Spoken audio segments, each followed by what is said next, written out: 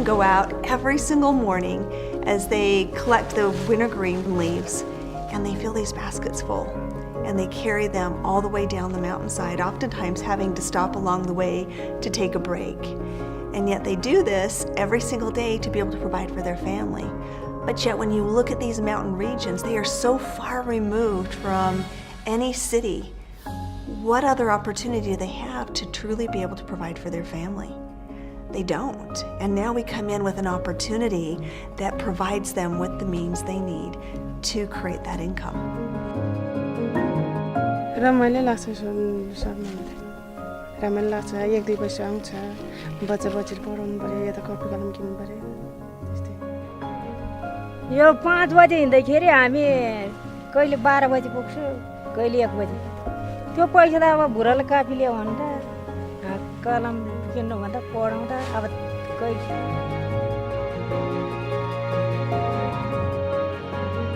They get up in the morning before the kids are awake and are able to provide for their family, whether that be through school supplies, whether it be food for the family. They're able to work as much as they want because of our demand for wintergreen. Sky's the limit.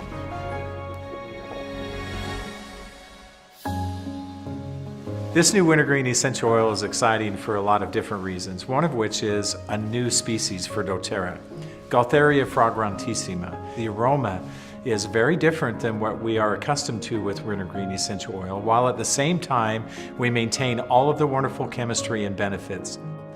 One of the challenges with wintergreen essential oil is to make sure that the oil is not synthetic. And while doTERRA does a tremendous amount of testing that has become more and more sophisticated, we also have the advantage of working directly with the source. We're intimately involved from the very beginning all the way through the end process when we provide this beautiful essential oil.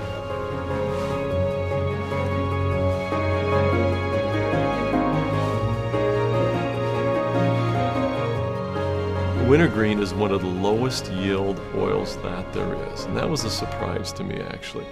As we fill those stills up, you stomp and you mash that thing as tight as you can get it, and then we finally build the mound 4 feet higher than the top of the still and put the lid on and really pack it in there.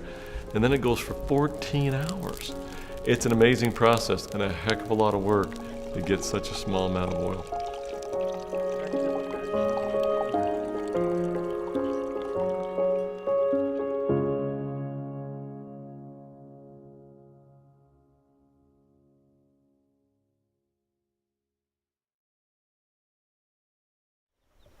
It's been about a year we started working in these villages.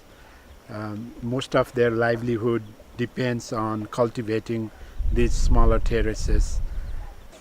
But we found out a local resource called wintergreen, and we are so happy that doTERRA has come to partner with us in purchasing what they can produce.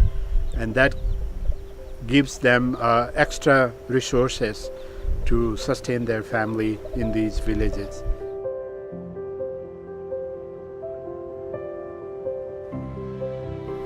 In our desire to find the highest quality essential oils in the world, we turned to Nepal for their wintergreen source. We worked with 2 specific districts, the Dolakha district as well as the Longjun district. And you can imagine how our hearts broke as we learned the news of the earthquakes, knowing that these 2 areas were the heart of the earthquake and received the most damage. You know, we were already working in Nepal. We'd been working on this co-impact sourcing relationship for the wintergreen for some time. We already had significant contacts on the ground, specifically with Vishnu, so valuable, and just his ability to get things done in Nepal that frankly others, even the government, sometimes struggle with. And then of course when the earthquake happened, we immediately decided we were going to send $100,000 out there for the immediate needs, which were tents and blankets and food as they were just going into their monsoon season. But then we got this thought almost as fast. Our wellness advocates are really generous in their thinking. Why don't we put it out to them, and we'll put out an offer to match, you know, any donations that come that way, and so that's what we did. And in the end, I think we came up with somewhere around $700,000 that we were able to help provide this relief for Nepal.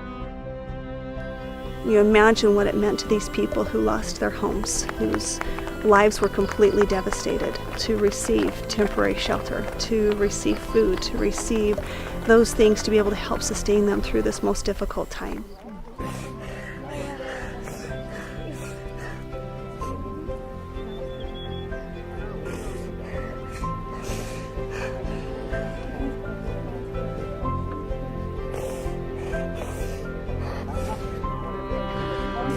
To actually be there and physically see that devastation, to see homes destroyed, to see family and children living under tents just trying to stay dry.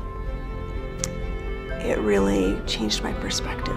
And as we were able to meet some of the people that we provided the temporary housing for, Hawa is one that just amazed me.